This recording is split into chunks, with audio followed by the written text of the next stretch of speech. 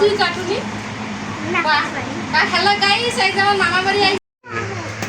সবাই চুপ সবাই চুপ। এই তো অল্প একটু দে না তুই নিবি না এবার তুই নিবি না হবে না এবারে দিবি